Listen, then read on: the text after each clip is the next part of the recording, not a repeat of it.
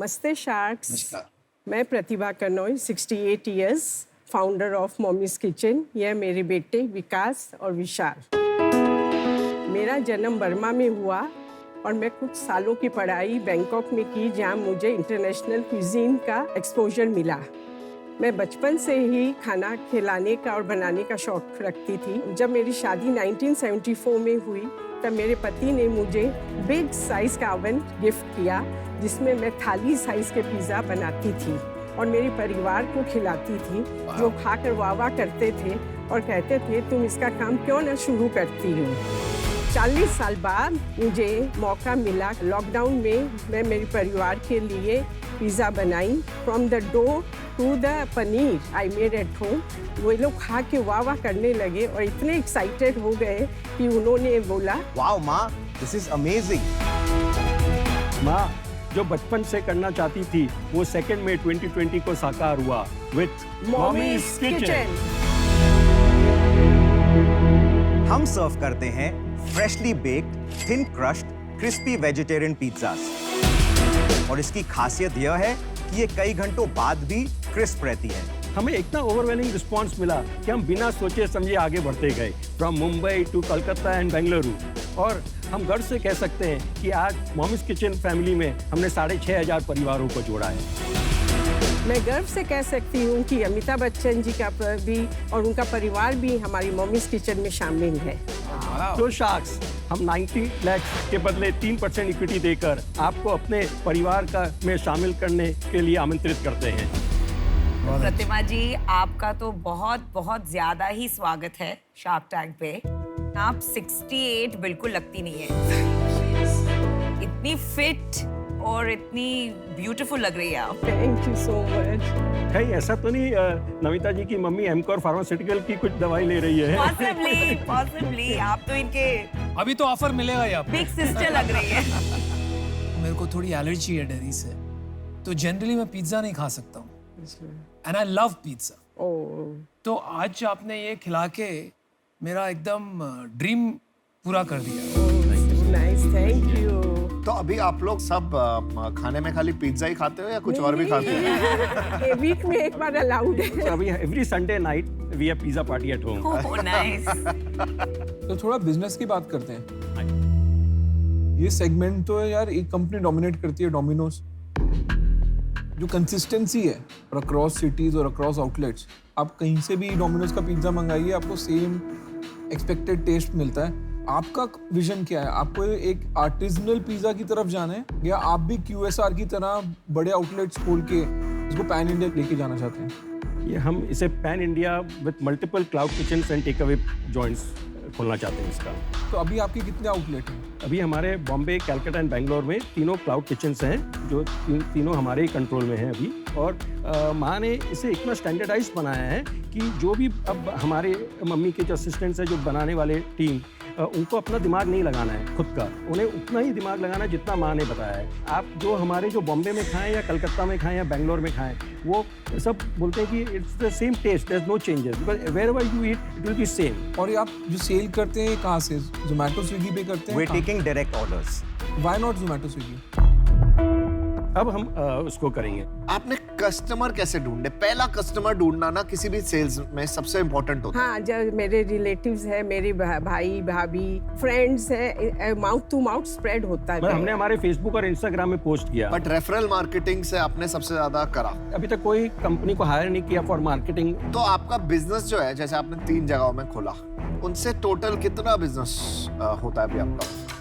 अभी हमने तीनों सिटीज का मिला के आज तक हमारे 18 मंथ्स कंसेप्शन में we have done a business of 1 crore 15 lakh. कोई स्पेशल होता है कि एक से ज्यादा आता है या सब जगहों का एवरेज करेंगे तो 6.5 लाख हो रहा है। हाँ। तो पिछले महीने अक्टूबर में हमने जैसे 4.5 लाख का बिजनेस किया तीनों सिटीज में। 2.5 लाख अगर बॉम्बे ने किया है तो 2.25 लाख कलकत्ता ने किया है, 50,000 बैंगलोर ने किया। अच्छा, और एक क्लाउड किचन चलाने में आपका खर्चा कितना आता है? All the 3 cloud kitchens are currently in our house. Bombay में हमारा infrastructure already there, so we need to get only the couple of things, equipments. And Calcutta में भी हमारा खुद का है, तो वहाँ भी हमारे पास सेटअप था। बैंगलोर में हमारी सिस्टर ने स्टार्ट किया है, तो वहाँ भी सेटअप था, सिर्फ मशीन और सब लाने पड़े। फैमिली बिजनेस है, फैमिली ने पहले ऑर्डर दिए, फैमिली ने क्लाउड किचन खोली, सही किया है, राइट। क्योंकि सबसे इजी काम होता है पहले अपने लोगों को जोड़ लो, फिर धीरे धीरे बाहर जाते हैं। बट इसमें एक नेगेटिव भी थोड़ा सा ये होता है कि आपको अभी मॉडल की इकोनॉमिक्स नहीं पता कि अगर आप कहीं बाहर खोलने जाओगे तो वो कितने का खुलेगा। सर सब मालूम है, बताओ। अगर हम आज बाहर क्लाउड किचन खोलते हैं तो it will cost me 10,80,000 machine वगैरह सब इंक्लूड करके टोटल क्लाउड किचन। इसमें बिजनेस बड़ा कैसे बनेगा? आप अभी भी ये ठीक से जवाब नहीं दे पाए कि आप जोमेटो स्विगी पे क्यों नहीं बेच रहे हैं? दे चार्ज 28%, दुनिया दे रही है। दुनिया दे रही है, पर they are covering only 6 kilometre radius and from Andheri हमें ऑर्डर्स आ रहे हैं पेंट रोड कब फॉर इट। वो तो आएंगे ही ना। We wanted to do it, the reason why कि हम आज वहां पर करने लगे और हमें ऑर्डर स्लो होने लगेगा। कहीं आपको ये डर नहीं लगता कि अगर ऑर्डर आ गए मैं फुलफिल नहीं कर पाऊंगा? नहीं, ऐसा नहीं। चलिए मैं आपको अपना डिसीजन बताता हूँ। मेरे को ये लग रहा है कि आप एक अच्छा क्लोजली नेट फैमिली बिजनेस चला रहे हैं। अगर कोई आज में आके मेरे को बोलता है मैं क्लाउड किचन कर रहा हूँ, मेरा पहला सवाल होता है आप जोमेटो स्विगी पे कितना बेचते हैं? आप बोल रहे हैं हम बेचते ही नहीं है, ठीक है। मेरे को उसमें लॉजिक नहीं समझ आ रहा है, मेरे को इन्वेस्टेबल बिजनेस नहीं लगता, तो मैं इससे आउट हूँ। ये आप कह रहे हो कि आपका सालाना सेल है 1.15 करोड़, राइट, लेकिन आपने ये भी कहा कि अक्टूबर में आपकी 4.5 लाख रुपए की सेल है। राइट। तो ये आंकड़े बैठे नहीं। मैंने अक्टूबर महीना आपको बताया, कहीं पर हमारी सेल 7 लाख भी हुआ है, कहीं 9 लाख भी हुआ है। नहीं तो ऐसा क्यों होता है ये समझाइए तो आप। बढ़ता ही रहना चाहिए, जिस जैसा आपका टेस्ट है तो कभी कम हो ही नहीं सकता। जो मेन जब लॉकडाउन था ना तब हमारे business 8 lakh 9 lakh 7 lakh that time we were lockdown पे लोग ज्यादा ऑर्डर कर रहे थे घर पे। फिर ये खुल गए। और देखिए हिंदुस्तान मेंटेलिटी, आप भी मुझे बताइए कि हम 700 रुपए डिलीवरी कब पर रेट का ले रहे हैं, नेपेंसी रोड का 700 रुपया डिलीवरी चार्ज। यस, बात तो वही हो गई जो अश्नीर भी कह रहे थे। क्यों ले रहे हैं? वो तो 28% दे के आपको 6 kilometre radius only. I don't solve my problem. और उसके लिए आप किचन वहां पे डालिए ना। हाँ तो वही तो करना चाहते हैं सर। पर आप घर से बाहर नहीं निकल रहे हैं ना, प्रॉब्लम ये। जो एंटरप्रेन्योर्स होते हैं ना वो हसल करते हैं। असल में क्या होता है ना कि खाना भी वो बनवा रहे हैं और डिलीवरी भी वो करवा रहे हैं और जोमेटो को भी वो संभाल लेते हैं, स्विगी को भी संभाल लेते हैं। आपका तो इतना बड़ा काम प्रतिभा जी ने संभाल लिया है कि प्रोडक्ट तो वो देख रही हैं, आपको तो दोनों को खाली एक चीज करनी थी कि डिलीवरी और उसकी एक्सपेंशन की बात करनी थी। आप दोनों को तो उसी पे दिमाग लगाना था और कुछ तो करना ही नहीं था। एक बात मैं समझाता हूँ आपको। अभी क्लाउड किचन का सारे देश में इंफ्रास्ट्रक्चर फैल रहा है। आपको 10 लाख रुपए लगाने की जरूरत नहीं है। आपको 1.5-2 लाख रुपए में you are ready to go with the cloud kitchen. किसी और का इंफ्रास्ट्रक्चर लीजिए, स्विगी खुद देगी आपको, जोमेटो खुद देगा आपको, रेस्टोरेंट से आप पार्टनरशिप कर सकते हैं। मैंने अपना डिसीजन बना लिया है। मेरे को लगता है आपका प्रोडक्ट तो अभी तक बेस्ट ही है जो मैंने आज तक टेस्ट किया है। सबसे बड़ा आपका जो प्रॉब्लम हो रहा है ना कि अभी आप लिस्टेड ही नहीं है जहां से लोग ऑर्डर करते हैं। मुझे लगता है अभी आपको थोड़ा सा और बढ़ाना चाहिए, फिर इन्वेस्टमेंट रेज करना चाहिए, इसीलिए मैं बाहर हूँ। मेरा डिसीजन है कि मैं आउट हूँ इसलिए कि अभी बहुत सारा काम बाकी है। उसके बाद इन्वेस्टमेंट स्केल के लिए करा जा सकता है, लेकिन एट दिस पॉइंट आप वो बेसिक्स पे फोकस कीजिए और फिर मिलेंगे। मेरा ये मानना है कि आपका प्रोडक्ट बहुत अच्छा है। आप एक दूसरा रास्ता बना सकते हैं, इसको धीरे धीरे भी बढ़ा सकते हैं। एक बार एक हद तक पहुंच गए जहां आपको लगता है कॉन्फिडेंस आ गए, डिस्ट्रीब्यूशन समझ गए, मार्केटिंग समझ गए, उस टाइम आप सोचिए फंडिंग लेनी है कि नहीं। अभी वो बात नहीं है, इसलिए मैं आज आउट हूँ। लेकिन आपको बहुत बहुत शुभकामनाएं and wish you the best. चारों शाख आउट है। मेरे को ना अपनी मम्मी की भी याद आ रही है इसको देख देख के, और मुझे ऐसे देख के ना मुझे धर देती थी अगर मैं ठीक से काम नहीं करता ना। 1-2 लगाए, उससे ना मुझे लगा कि मैं ठीक बंदा बन गया। मुझे लगा आपको लगा ही नहीं है इन्होंने, अगर वो ठीक कर देता लगाई कभी नहीं। ये बहुत स्वीट सी लग रही है। तो मुझे यही प्रॉब्लम लग रही है कि आपको अगर बचपन में जो गलती करी है ना वो इनको वो ठीक करके ना अगर आप वो एग्जीक्यूशन कर लेते ना सर, तो हम सब बहुत एक्साइटेड होते हैं। क्लाउड किचन फ्यूचर है इंडिया का। पर क्लाउड किचन आप करना चाहते हो कर लो, और ये फिर आओ आप शार्क टैंक में और प्रतिभा जी हमसे पूछेंगे अपने 2-3 ठीक है लगाए नहीं लगाए। ठीक है, अभी के लिए हम 5 आउट है। Thank you so much and all the best. All the best. बहुत बहुत धन्यवाद, बहुत बहुत शुभकामनाएं।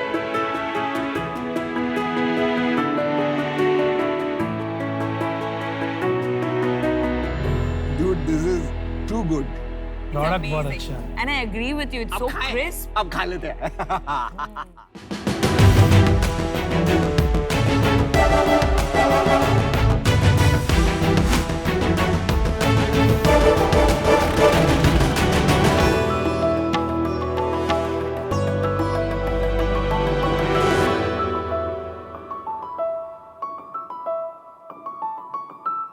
हेलो शार्क्स, मैं कनव मनचंदा मैं क्षितिज बजाज। और हम हैं डंडेरा टेक्नोलॉजीज प्राइवेट लिमिटेड, एक technology backed auto manufacturing company.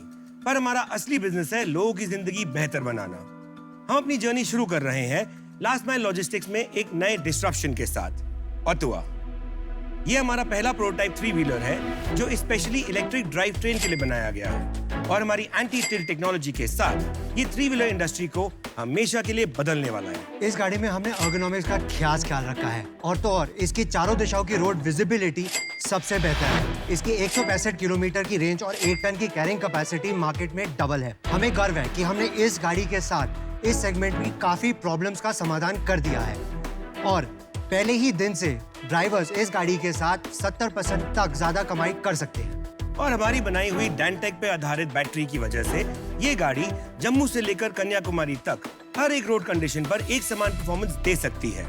और इसकी सबसे खास बात ये है कि हम इस एक ही गाड़ी पर मॉड्यूलर सेटिंग बनाकर अलग अलग जगह इस्तेमाल कर सकते हैं। यानी ये एक गाड़ी लॉजिस्टिक, पैसेंजर, फूड ट्रक के लिए यूज हो सकती है। ये गाड़ी आपके बढ़ते बिजनेस के साथ हमेशा बदलती रहेगी और आपका साथ देगी। आज हम मांग कर रहे हैं 1 करोड़ रुपए की 1% इक्विटी के लिए। अभी मुझे सांस लेनी पड़ेगी। तो Kshitij Kanav, welcome to shark tank. Thank you. ये नाम आपने ऑटो से इंस्पायर होके वो जो भोजपुरी में अट्टुआ होता है वहीं से लिया है? हाँ, थोड़ा उसका था, प्लस थोड़ा वर्ड प्ले था। कोई और नाम करने से बेटर है, इजीली दिमाग में आता है ऑटोवा, सो मार्केट कनेक्शन बहुत इजी हो जाता है। Auto spelled backwards. Correct. No, good name, good name. Thank you. बचपन से ही शुरू से ऑटोमोटिव का एक शौक था। कुछ भी मिलता था उसको तोड़ के बनाना शुरू कर देता था। 10+2 के बाद मैं ऑटोमोटिव डिजाइनिंग के कोर्स में चला गया। मैंने 4 साल तक वो करा, और उसके बाद से और 16 साल से मैं इसी इंडस्ट्री में हूँ। और आपका background sir? I have been a pure business background. आप लगते हो एकदम बिजनेसमैन पक्के। फैमिली बैकग्राउंड बिजनेस है, फादर्स बिन टू बिजनेस। पापा का मैन्युफैक्चरिंग ऑफ पीयू फोम का था। I started with that, did that for 2-3 years. Then मैं फिर उसके बाद हॉस्पिटैलिटी में गया। उसके बाद 3.5 साल से ऑटो डंडेरा में आ गए थे। और एक दूसरे के साथ कैसे तालमेल हुआ आप लोग? हम एक दूसरे को 25 साल से जानते हैं। हम स्कूल से दोस्त हैं। क्या इक्विटी स्ट्रक्चर वगैरह है, और आपका क्या इन्वेस्टमेंट? हम दोनों ने अभी तक इसमें 70 लाख इन्वेस्ट किया था। शार्क टैंक पे आने से 10 दिन पहले हम एक और डील साइन करके आए थे, जहां हमने 49% हमारे पास है, 49% एक नई कंपनी के पास है गुड़गांव की, एंड 2% इंक्यूबेटर के पास है जिन्होंने हमें वहां उस कंपनी से मिलवाया था। जो नई कंपनी आ रही है उन्होंने 30 करोड़ का इन्फ्यूजन करना है, एंड हमारा लॉजिस्टिक व्हीकल का पहले 100 पीस का जो इन्वेस्टमेंट लगेगा वो सारा उस 30 करोड़ में से होगा। 49% दे दिया आपने शुरू में? 49% हमने एक्सपोनेंस को दिया। एक हम जानते हैं कि इतनी बड़ी इंडस्ट्री सेटअप करना, एक OEM सेटअप करना, आपको हेल्पिंग हैंड्स चाहिए रहते हैं। आप अकेले इतना बड़ा एम्पायर नहीं संभाल सकते हैं। क्या है बैकग्राउंड एक्सपोनेंट्स का, उनके बारे में बताइए, बिकॉज बड़ा स्टेक है उनका। एक्सपोनेंट्स एक उनका विजन ये है, जो फैमिली फार्म बिजनेसेस का रिसोर्सेज है और जो स्टार्टअप्स को जरूरत होती है उस कनेक्ट्स की, उन रिसोर्सेज की, उनमें एक लिंक प्रोवाइड करते हैं वो। या मेरे को एक बात बताओ कि तुम दोनों के पास इक्वल है आपस में? हाँ जी, हाँ जी। तो जो 49% वाला है वो तो तुमसे भी बड़ा हो गया ना इंडिविजुअली? जी जी। तो फिर उसको क्यों नहीं लेके आए? वो 10 दिन पहले ही आया था। क्या हो गया? मतलब फ्लाइट तो चलती है ना दिल्ली से बॉम्बे की। बट वो अकेला नहीं होगा। आधार कार्ड थोड़ा 10 दिन पहले बना उनके- उसका। एग्जैक्टली, उनके ग्रुप में 5 या 6 आदमी कोई है। तो होगा करता धरता। मेरे को हाँ है, बट अब उनको नहीं है। अगर कोई बड़ा फंड मैनेजर होता और आपको भारी रकम की जरूरत है, तब मैं समझ सकता हूँ 30 करोड़ ले लिए, आगे भी वो 100 करोड़ देगा। ये तो कोई मिडिल मैन है, आगे जब आपको फंडिंग की जरूरत पड़ेगी फिर वो चला जाएगा 10 लोगों के पास। तो ये तो बिल्कुल मतलब दीवार में क्रैश करने का काम हो गया आपका। अब आए क्यों हो फिर? To get into the passenger segment जो इंडिया का है, क्योंकि उसमें जो कॉन्टैक्ट बेस लगेगा, जो एक्सपर्टीज लगेगी टू एक्सपैंड क्विकली, उसके लिए आपकी जरूरत ज्यादा है।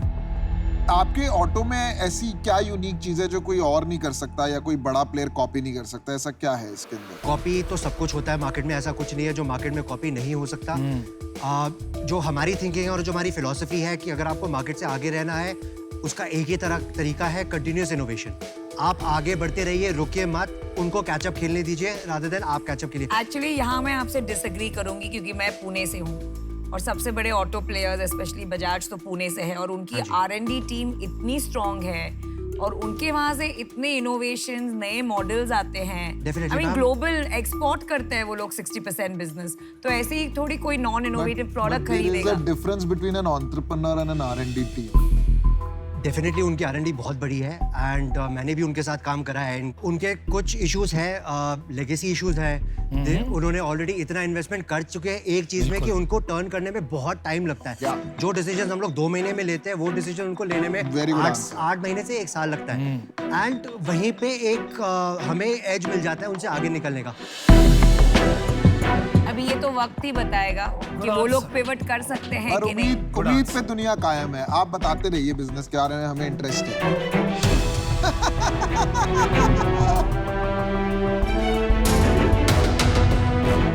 ये इलेक्ट्रिक व्हीकल है? हाँ जी बिल्कुल। पर मार्केट में और भी इलेक्ट्रिक ऑटोज बहुत है। बहुत है। उस पॉइंट पे मैं बिल्ड करना चाहूंगा। पियाजो ने अपनी इलेक्ट्रिक व्हीकल लॉन्च कर दी है। उनके पूरे R&D के साथ भी उनकी गाड़ी 70 साल से वैसी है जैसी आज उन्होंने लॉन्च करी है, इवन इलेक्ट्रिक के साथ। इन गाड़ियों के साथ प्रॉब्लम क्या है? ज्यादातर गाड़ियां जो आ रही है वो रेट्रोफिट्स है। उन्होंने EV के लिए स्पेशली गाड़ी नहीं बनाई है, तो उसके साथ जो इश्यूज जो 70 साल से आ रहे हैं वो आगे कैरी फॉरवर्ड हो रहे हैं, जिसकी वजह से जो मेजर कंज्यूमर्स है लाइक फ्लिपकार्ट, अमेजॉन, उन्होंने बोला कि हमारे पास ये गाड़ियाँ नहीं चलती। उनकी गाड़ी सिर्फ 80 किलोमीटर से 100 किलोमीटर चलती है और ये सब जो इनएफिशिएंसीज है वो सारी कैरी फॉरवर्ड हो रही है लेगेसीज की वजह से। और उसी चेन को हमने ब्रेक करने के लिए इस गाड़ी को एकदम स्क्रैच से बनाया है। तो आपकी गाड़ी देख सकते हैं क्या अंदर? प्लीज मैं भी देखना चाहता हूँ। मैं भी देखना चाहता हूँ। ओ भाई साहब, थोड़े वो ये प्रोटोटाइप है तो थोड़े निकल जाए। हाँ क्या डिफरेंट क्या आप ये बताइए इसमें? चालू है? मेजर डिफरेंस आप स्पेस देखेंगे। प्रोटोटाइप। हाँ जी हैंड बिल्ड कंप्लीट। हमारा वॉल्यूम 20% हायर है from anything else in the market. दरवाजा बंद करने के बाद भी इसमें विजिबिलिटी बाकी ऑटो से बहुत बेटर है। क्यों खरीदेगा एक यूजर वो इसको? बैठ के पूछते हैं ना। I'll tell you। अच्छा, तो मैं अपना डिसीजन बताना चाहूंगी जी। तो ये एक बहुत इंटरेस्टिंग स्पेस है ईवी का एंड एक बहुत बड़ा टसल चल रहा है बिटवीन लेगेसी कंपनीज और ये जो स्टार्टअप्स है। They will be able to pivot और वो लोग काफ़ी, ये जो लेगेसी कंपनीज है वो काफ़ी इस रेस में आगे आएंगी। तो मैंने तो उन पे बेट किया है और उसके वजह से आई am out, but I wish you the very best. Thank you so much. मैं इसमें काफी श्योर हूँ कि न्यू एज कंपनीज ही बदलेंगी, लेगेसी कंपनीज नहीं बदल पाएगी। क्यों? I agree 100%। ये तो नियम है भाई, दुनिया का नियम है। जी। विद एवरी टेक्नोलॉजी चेंज नए प्लेयर्स आते हैं और डोमिनेट करते हैं। तो हमारा तो विश्वास है, टूट विश्वास। वक्त बताएगा। मैंने अपना डिसीजन बना लिया है। मुझे लगता है आप एक्साइटिंग कंपनी है, ब्रांडिंग भी अच्छा है, आपका एक्सपीरियंस बहुत बढ़िया है, पर मुझे लगता है जो आपका इक्विटी स्ट्रक्चर है उसमें प्रॉब्लम है। क्या ना, मल्टीपल होल्डर्स आ गए हैं इस कंपनी के अंदर, तो बहुत सारे डिसीजन मेकर, बहुत सारे इन्फ्लुएंसर्स हैं, वो वाला इशू है। अगर एक स्ट्रेटेजिक इन्वेस्टर ने 49 लिया होता तो मेरे को उससे कोई प्रॉब्लम नहीं थी। तो इन रीजन की वजह से मैं बाहर हूँ। मेरे को भी यही प्रॉब्लम है। मेरे को भी ना आपने जो 49 दिया ना, मेरे को लगता है कि अपने हाथ में कुछ नहीं बचा अब आपके।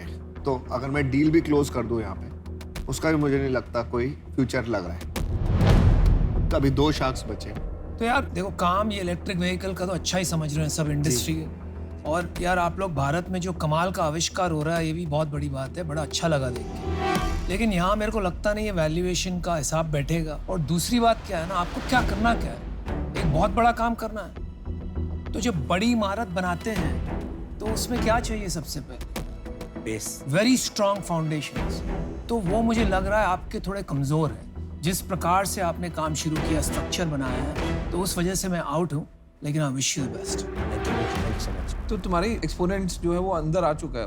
हमारा टर्म शीट नहीं हुआ है, MOU साइंड है। MOU साइंड है ना? जी। चल मैं तेरे को ऑफर देता हूँ। 1 करोड़ रुपए फॉर 5%. Within 3 months मैं तेरे को 30 करोड़ रुपए भी दिला दूंगा, ठीक है? एक्सपोनेंट्स को बाहर कर. बट फिर वो 30 करोड़ का जो आप कह रहे हैं एंड जो हमें ऑपरेशंस में हेल्प चाहिए रहेगा. यार ऑपरेशन तो मेरे को एक बात बता दे, कौन सा इन्वेस्टर को कागज पे कलम घिसने के सिवाय कुछ काम आता है? तो इन्वेस्टर की बस की थोड़ा ना होता है. तेरे को लग रहा है इन्वेस्टर लैंड ढूंढेगा, असेंबली लगाएगा, तेरे टायर सोर्स करेगा, लाइट सोर्स करेगा, कुछ नहीं करने वाला इन्वेस्टर. वो बोर्ड मीटिंग में आके तेरे को गाली सुनाएगा बस. तेरा MOU साइन हुआ है, ठीक है, प्रोटोटाइप पे ही है, क्यों गलती करने पे जा रहा है? एंड दूसरा मेरे को जो पर्सनली लगता है 30 करोड़ रुपए जब सामने पड़े होते हैं ना जी, अच्छे ना नहीं कर पाते जी, ठीक है, और आपकी तो पहली इन्वेस्टमेंट है जी, तो सामने से 30 करोड़ रुपए चल के आएंगे तो आप भी बोलोगे यार ठीक है करते हैं जी. तो मेरे को लगता है आप कहीं पे वहां बह गए और आपने एक हेस्टी डिसीजन ले लिया. अगर आप उसको अनवाइंड रिवाइंड करने को तैयार है, मैं आप पे पंट लेने को तैयार हूँ. अगर आप लेने को तैयार है, मैं कहता हूँ आप 1 करोड़ जो दे रहे हैं आप लाइन ऑफ क्रेडिट पे दे दीजिए.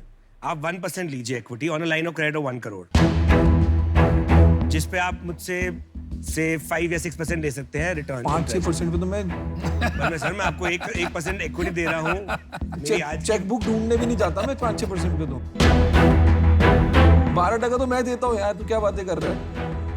सर इक्विटी भी तो मिल रही है 1%. 1 करोड़ रुपए देता हूँ जी, 1 लाख रुपीज एज इक्विटी जी, और 99 लाख एज डेट जी. 1 लाख पे आपको कुछ नहीं देना, वो वापस भी नहीं देना जी. 99 लाख जो डेट है उस पे आपको 12% के हिसाब से सर्विस करना है और ओवर 5 इयर्स आपको अमोर्टाइज करके मेरे को पे बैक करना है. और 1 लाख के लिए वो 1 लाख के लिए 1% इक्विटी जी. अच्छा ऑफर है भाई. हमें 2 मिनट मिल सकते हैं? हाँ बिल्कुल. Thank you.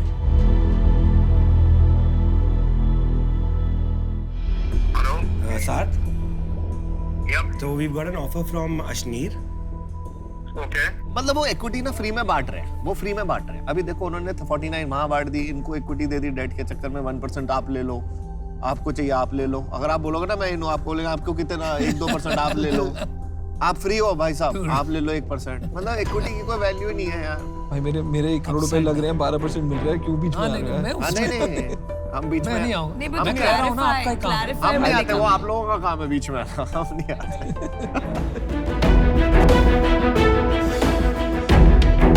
हाँ जी.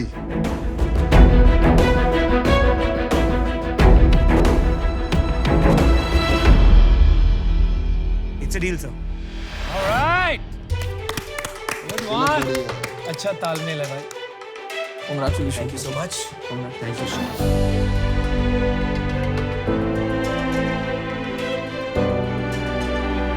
ये ऑटो तो हमारी हुई ना अभी, ये प्रोटोटाइप तो हमारे हो गए. रख सकते हैं. हम और बना लेंगे. Thanks for coming. Thank you. All the Thank you so much. best. Thank you. Very good.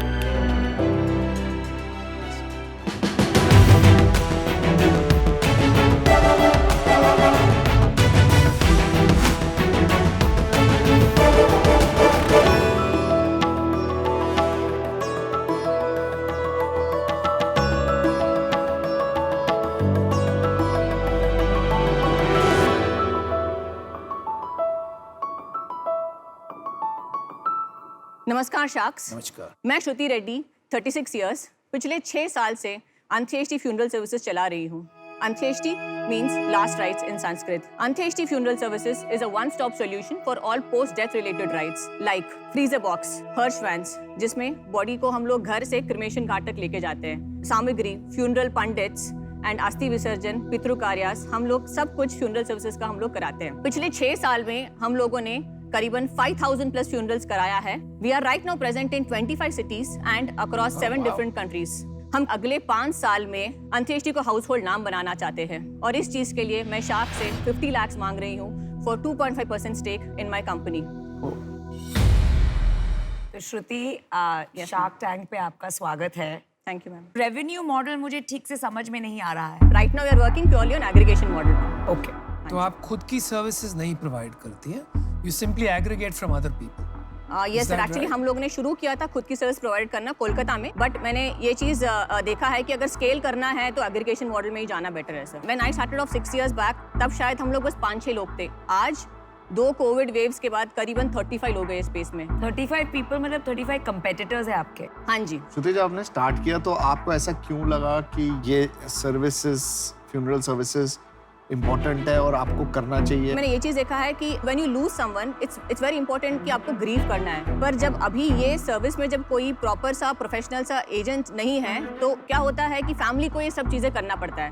और मैंने ये चीज भी देखा है कि it's like about 1.2 billion people है, उसमें से अगर 9% डेथ रेट है, अगर उसमें से even if I take just urban deaths like about 25% deaths भी अगर मैं लेती हूँ तो उसमें से our market is like really coming to close to $1 billion. Shruti, आपकी रेवेन्यू क्या है? तो हमारी लास्ट ईयर की रेवेन्यू रही है 1.16 करोड़ सर।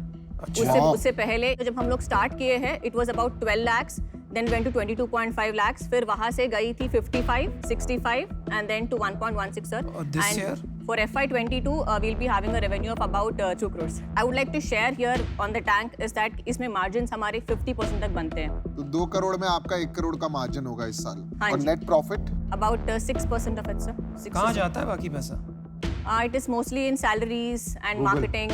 तो ये कस्टमर एक्विजिशन में जाएगा ना? हाँ जी। इस बिजनेस में प्रॉब्लम यही है ना, आपने किसी को सर्विस प्रोवाइड करी तो आप उसको ये भी नहीं बोल सकते यार कोई और मर जाए तो बताना। रेफरल तो नहीं कर सकते ना भाई, रेफरल कर देना अगली बारी, या आप रिश्तेदार में या मेरे पे रिव्यू छोड़ देना, तो ये तो हो नहीं सकता। सर यहाँ पे मैं आपको एक चीज बताती हूँ कि in fact there is something common that my startup and Anupam sir Shaadi.com startup also shares कि हम दोनों की बिजनेस में लाइफ टाइम वाले customers literally zero. So we can't really referral है, 2 बंदों की शादी होगी Shaadi.com पे, दोनों जाके बोलेंगे, यहाँ पे कोई कुछ नहीं बोलने देखो वाला। हमारा ट्रैफिक 70% ऑर्गेनिक है। तो इनफैक्ट हमारे बिजनेस में भी काफी सारा ट्रैफिक हमको रेफरल से आता है, बिकॉज जब भी हम लोग कोई भी सर्विस देते हैं तो डेफिनेटली लोग उसके बारे में बात करते हैं। अच्छा, एक दूसरा क्वेश्चन मैं आपको पूछता हूँ, हाँ जी। Is there really such a big problem? देखो जनरली व्हाइल इमीडिएट फैमिली को बड़ा दुख होता है और वो सिचुएशन में नहीं होते कुछ कर सकें, लेकिन हमेशा फ्रेंड्स और कजन्स होते हैं जो ये काम ले लेते हैं इमीडिएटली। तो मुझे ऐसा लगा नहीं कि कोई मारा फिर रहा है कि अभी मैं क्या करूं। शायद एनआरआई में ज्यादा प्रॉब्लम है। आने वाले समय में जितने न्यूक्लियर फैमिली हो गए सर, और लाइक फॉर एग्जांपल जैसे बैंगलोर में काफी बहुत सारे लोग न्यूक्लियर फैमिली रहते हैं, जैसे आईटी पीपल एंड ऑल सभी आते हैं ना, लॉजिस्टिक्स से ऑटोमेटिकली टेकन केयर ऑफ होती है।